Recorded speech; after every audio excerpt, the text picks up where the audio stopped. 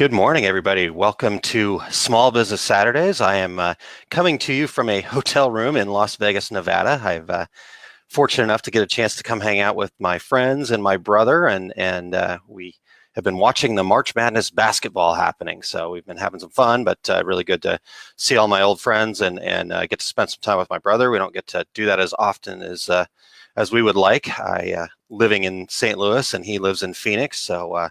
It's been great to spend some time with him, but still wanted to get you some great information this morning on Small Business Saturdays here. So I brought in a fantastic guest. So let's just get right into it. We're going to get Cathy in here. Let me get a couple things. Had a couple last minute changes here this morning, some technical difficulties at home. So I'm kind of producing here from the hotel room. So bear with us here, and we will have a lot of fun today. If you have questions and stuff, please feel free to post them, and we will get to as many questions and comments as we can. But let me bring Cathy in here, and I will introduce her. One moment. There we go. All right. So Cathy Sexton is a productivity and profit specialist, speaker, author, and coach. She works with highly driven, overworked, underpaid small business owners and individuals to ignite, IGNITE, productivity, increase profits, and accelerate results. Cathy uses her passion and empathy nature to help people live healthy, productive lives. Why? Because she knows that health risks of being a workaholic. She lived it and paid a very high price for living that lifestyle. As a result, Cathy is committed to helping others reduce stress by gaining clarity and focus so they get more done in fewer hours and make more money. Cathy, I felt like you were talking to us the whole time through that introduction there. So welcome to the show. Well, thank you for having me, Aaron. I think it's way too many people. That's the problem. Yes. I was like, workaholic, me, stressed, me. Okay, we're good. I should have brought a bigger notepad, but it's recorded, so that'll be good. We can get back to get some stuff. So I guess, really start us off at the beginning here. How did you get started as a productivity expert? Well, my background is basically accounting. So I was in accounting 30 plus years in the corporate world, and I started having some health issues here and there. And then I kind of had an incident where I was rushed to the hospital. They thought it was my heart, and it was all okay. And then it happened the second time, and they go, "Oh, we better monitor you a little bit." Oh boy. And just realized that I was in a really stressful situation. Then I switched that situation, and a couple years later, I found myself right back there and got diagnosed with a life-threatening disease that would take my eyesight and affect my heart. And Wow. so it was a really big, scary thing. Well, both incidents were very scary. And I just realized that, I was just working. I just kept on working harder and harder. I'd come in earlier and earlier, stay later and later. And I just realized that I really had to change the way I was working and how things were going in my life. So then in 2003, I decided to go off in my own business. And in the beginning, a whole lot, I would get asked, well, isn't that stressful? Because the disease was it's caused and induced by stress. Right. Okay. So they'd say, well, isn't owning your own business stressful? And I go, yeah, but it's not stress. I have control over what happens. And that just made a real big world of difference. And so then when I started working with small business owners with accounting, I soon realized they needed so much more help than just accounting. Yeah. And then I got into the coaching on systems and processes, and basically realized that's really where my love and my passion is helping small business owners just be able to live a better life. Nice. Okay, great. Well, that's a great story. And as far as, not great where it started, but that you've been able to get to this point were there certain things along the way that kind of helped you kind of get over some of those things? What was the changes? Well, I think the first time, I need to change. And then, of course, I didn't, right? We generally don't. And then the second time when I really realized, my life was on the line, I realized had to really look at what I was doing. And I had to be real truthful with myself. And that's sometimes really hard, you might know you need to change, but to really look at your life and really look at what you're doing and how you're affecting it and knowing that something has to change. And I started down just, self-help type books and things like that. And then I did get, I started working with a coach a little bit, and it's great. just slowly, got things going better. And the more they got better, the more I wanted to do more. And that's what I find with a lot of other people too. Yeah.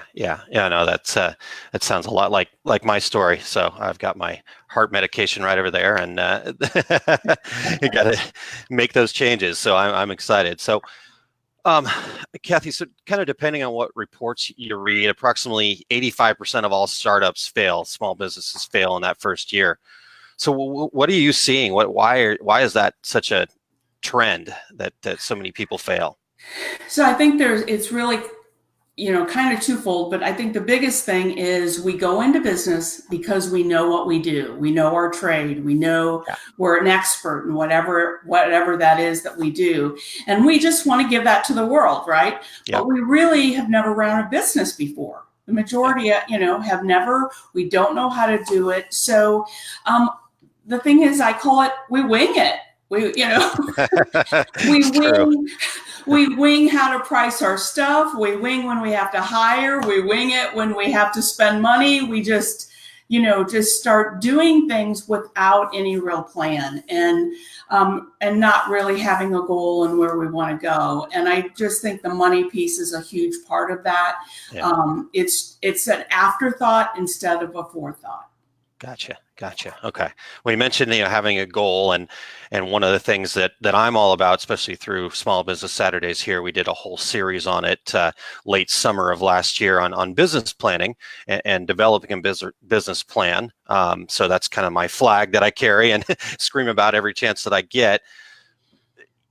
Talk to us a little bit about what role planning plays in the success of a small business. Why is that so important, and what can we get from that? Well, it's everything. Really. Okay. It really is everything, all the way from planning what you want to get accomplished this year to the next 6 months, the next 3 months, to the next month, what we want to get done today. So it really is about making sure. I really like to have people work on the one-page business plan. I don't know if you talked about that. I just think that's huge because it's something they can really get nitty-gritty on and details and have steps. So something that they're looking at constantly. So you have to know where you want to go before you can get there, right? We can plan. We don't plan to fail, but we do have to plan to succeed or get where we want to go. I mean, some people are lucky and it just is out there for them, but the majority, it's not. And so it's really about really making a plan and making sure that we're putting in a process that helps us to accomplish our goal, but not so strictly that we don't vary, because that's the great thing about small businesses is we're very nimble and we can change. And, and it's kind of when you're hiring people, hire slow, but fire fast type thing. We want to be flexible enough that when we see something's not working, but we also want to try something long enough to make sure that we've given it a good shot. Nice. We have not talked a whole lot about the one-page business plan here yet. We got into kind of the bigger, longer, all the kind of components of it, but I do as well think that that one-page business plan is a great tool and a great thing to do. Maybe if you could break that down a little bit for folks, what that kind of entails compared to a traditional business plan. Yeah, so a traditional business plan is generally, a full-blown thing, really looking for the long term. It's if you're trying to get loans and, from the bank and things like that, you have to have that. Yeah. But I look at the one-page business plan as a working document. It's something that's gonna, what is my vision? What's my targets, say, for the next year? And then what are they for the next, and I have people to do it for the quarter. So, and then what are those actions? These are the things I want to accomplish. What are the actions that are behind that? And then what are the tactics that we're going to do to make those happen? So it's really kind of broken down and to give you some meat, really say, okay, this is where I'm going and this is the way I'm going to do it. Nice. Yeah, I've always kind of talked about business plans having kind of a bad name, that it seems scary. Business plan, oh my goodness, it seems like this massive undertaking and big deal. But to me, it's more about working on the business and not working in it every moment and actually thinking about it. So this one-page business plan sounds like a perfect tool to kind of get into that mindset of having some meat to go off of. Right. Like, and it's digestible. Yeah.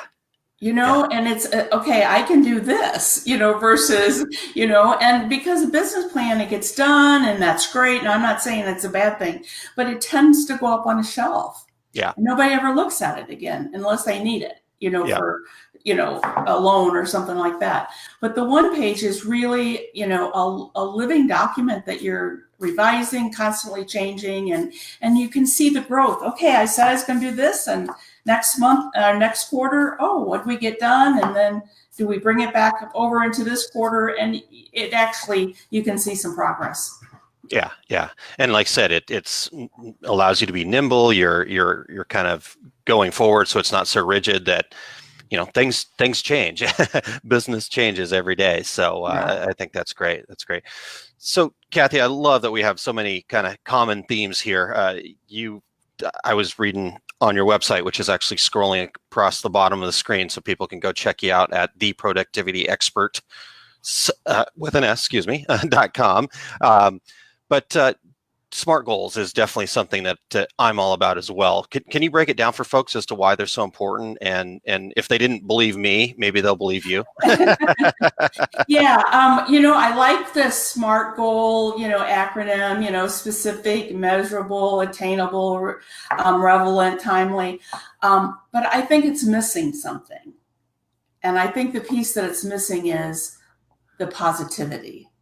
Yeah. So, being a productivity expert, I'm just going to take something like organizing my desk, right? That's something I want to keep, I want to get my office clean. That might be a goal I do this month, right? Yeah. But I have people say, I want to work in a better environment, make it positive versus negative. Yeah. Because I really think it's so much. So when you're looking at your goals, what is the good feeling you want to have? What is that, and I think by doing that, you can then get more specific. You can then have something to measure it against. But just having a clean desk, okay, you can clean off the dust, but you can throw it all in a pile, right? Yeah. It's the, working in a nice environment, or, but just think about and making sure that you're adding positive, being positive with whatever goal you're looking at and not taking it from the negative standpoint. Nice. Yeah. So that I love that. That's definitely very missed, and getting these things, being positive, all of those tools can help you be more successful, but also just help you have a better, happier life too. So that's huge. I love that. Thank you for sharing that. All right. Well, let's talk a little bit about profit here. I know many of the businesses that I see in our decorating world, they don't pay themselves. They're not, I don't know. They almost feel like profit's a dirty word, which, I don't quite understand that, but there's just some stigma there. So do you have any advice for people that when it comes to profit? Yeah. So when, the very first question you asked me was, why do, small businesses fail? And I think it's because they don't have a profit plan, right? Gotcha. So they don't have a process to make sure that that's going to happen. I think, and they aren't paying themselves. So they start working and they're overworking. They're not getting paid. So they're getting more frustrated, and they're wearing themselves out. They're burning themselves out. And then they're going, why am I doing all this? And I'm not even getting anything from it. Yeah. So I really think that that's a big issue. And that's why I've created what I call the Miracle Money Method. And it is an actual process. It's based on the book Profit First. And it goes back to what we were taught when we were, or at least I was when we were young, is to pay yourself first. You get paid, take some money and put it in your savings, right? So when I was, so it's basically the same thing. Or when I first got married, which is way, way, way too long ago. Not that it was bad, because it was my husband, we got paychecks. My husband would go cash it every Friday night, right? And I would take the money and I'd put it in different envelopes. Okay, this much is our grocery money. This as much as, this for food. This much is clothing. This much is entertainment. Hardly anything ever went into the entertainment bucket. No, yeah, I know that one. But it allowed us to break down. So that's what this process does. It's a way of making sure the business owner pays themselves first, right? Yeah. That they're putting money away for profit so that they're building up a reserve. So when they have those downtimes, they have something to fall back on. It's a way that they never have to fear tax time again because they're putting money away for their taxes. And then they're basically, instead of spending all their money up front, because all the money comes in, we see all this money in the, in the bank, and then we start spending it all. Yeah. It's opposite. We pay ourselves first. We pay our taxes first. We put our money aside first. Then what's left is what we learn to work our business off of. And what that does is it creates us to become very savvy as business owners.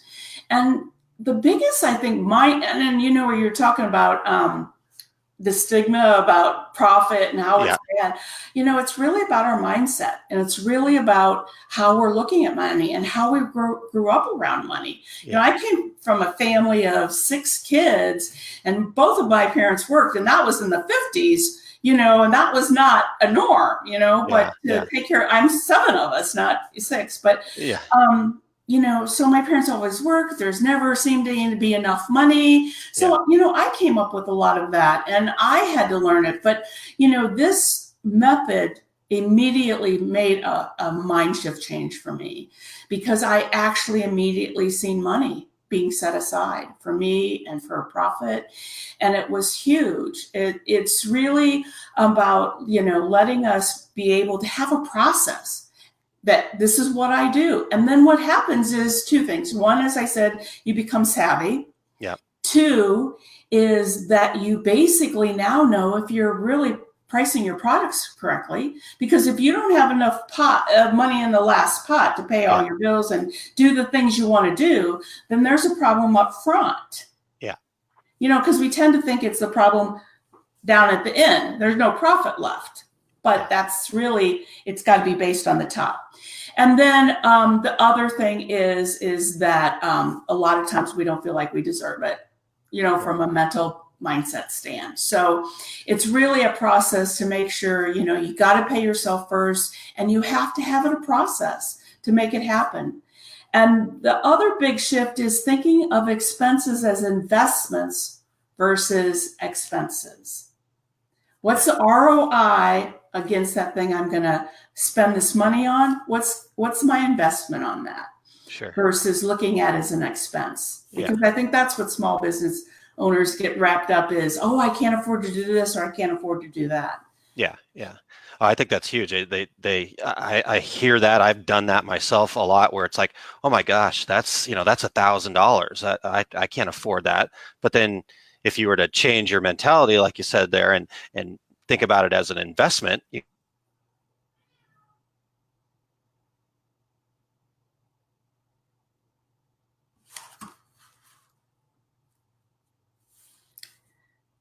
So I'm just going to jump in here. I think, Aaron, you froze a little bit, but I think, the thing about the one thing that really changed my outlook on spending, because I had the same mindset. I can't afford to do that. I can't afford to pay somebody to do a website. I can get somebody I know to do it, or other things like that.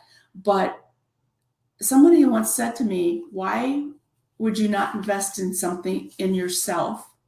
Because when you invest in yourself and you pay somebody else, otherwise, why would people pay you? And it's really, it was an eye-opener for me to think that, why should I pay, why should I not invest in other people and invest in myself? Because I want people to, to purchase my items. So it really is a fine line about where you spend your money and how you spend your money.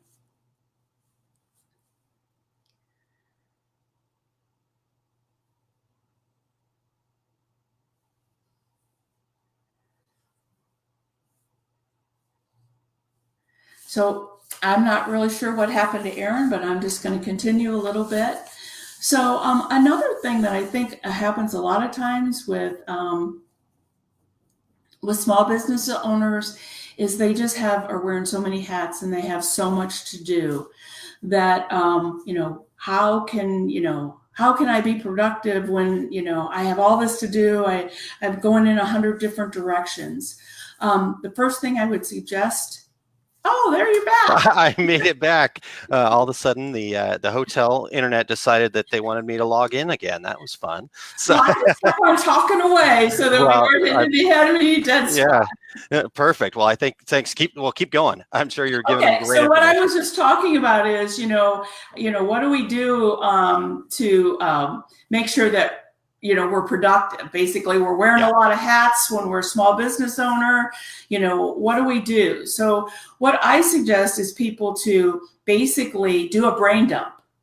And anytime there's stress, it's the best thing you can do for stress is just sit down and write down everything that's going through your mind. Don't worry about what it says and then take that list and make a list of the things I need to do this week, the things I need to do this month, the things I need to do this year, and then maybe a someday maybe list.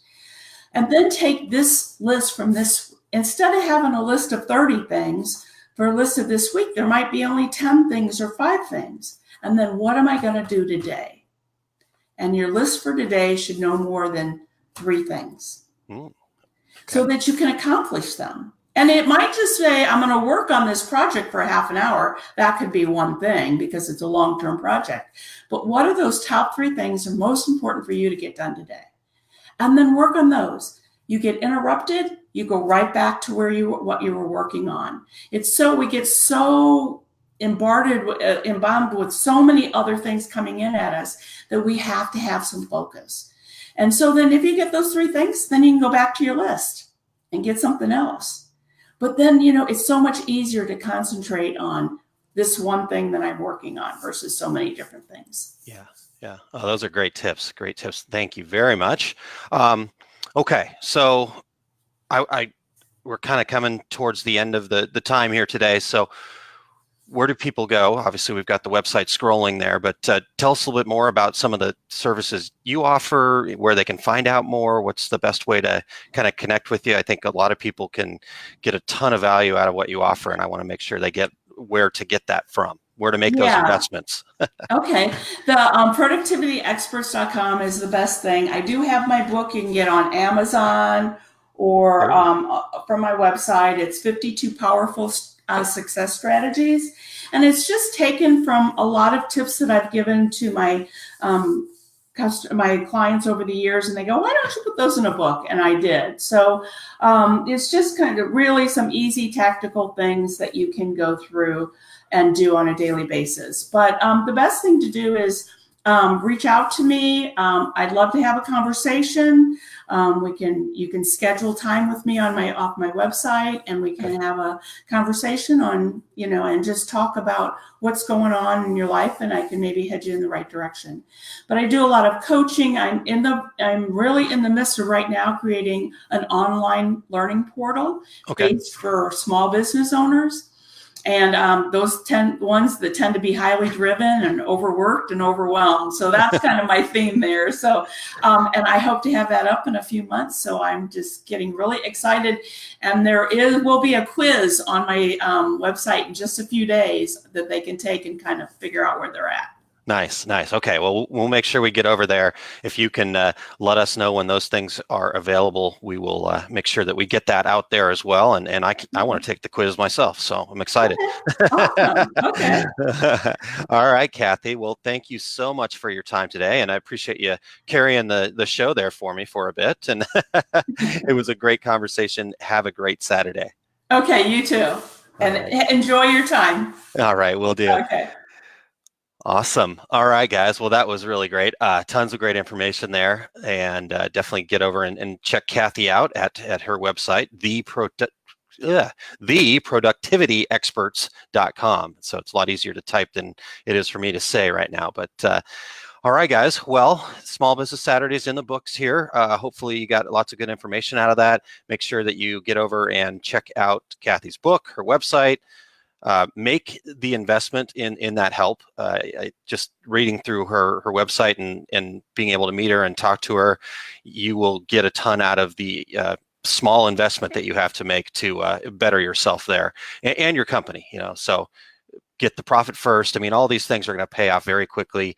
I love her themes. I echo her themes, and that's why I love having people like Cathy on, because it gives you a different perspective of a lot of the things that I'm saying, but gives you a more well-rounded opportunity to kind of look at these things that I also think are huge for businesses and believe in very strongly. So with that, I am going to get out of here and head down and meet my brother for breakfast before he takes off back to Phoenix. And I am going to head back to St. Louis tonight, and we will see you guys again next week. All right. Have a great rest of your day.